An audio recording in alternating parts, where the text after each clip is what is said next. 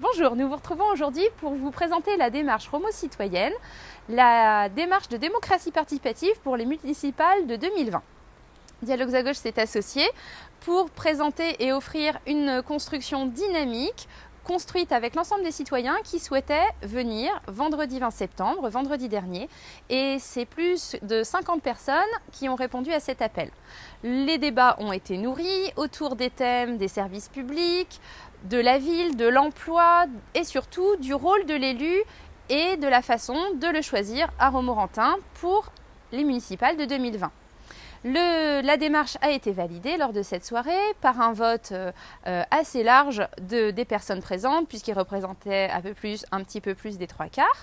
Évidemment, il reste un nombre de personnes qui peuvent être un petit peu sceptiques, mais c'est aussi une manière de vous montrer que beaucoup de gens sont encore en train de se poser des questions, et c'est pas parce qu'on est encore hésitant qu'il faut renoncer à participer aux étapes suivantes, car c'est en travaillant ensemble que tout ça peut prendre sens.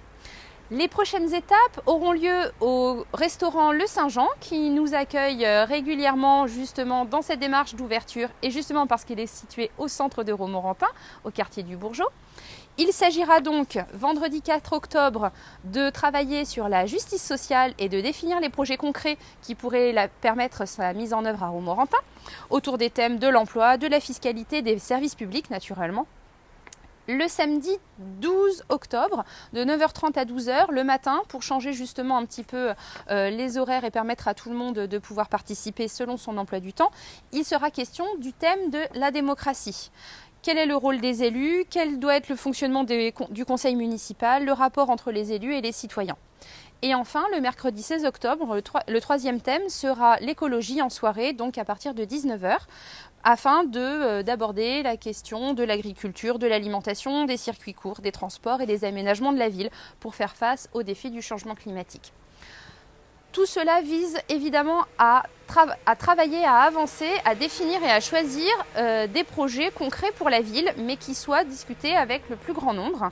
Et c'est à cette occasion que le rôle vraiment de l'élu et la façon dont il doit être choisi, quelles seront les limites de son mandat, tout cela doit être défini à cette occasion.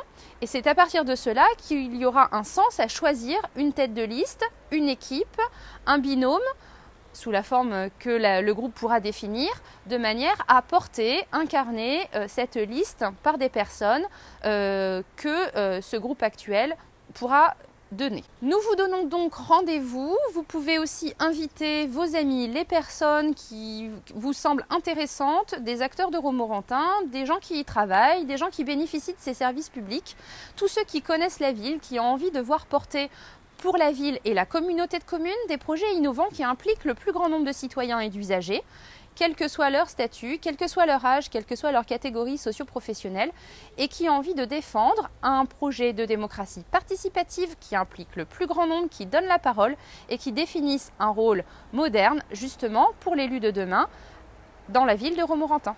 Merci, à bientôt.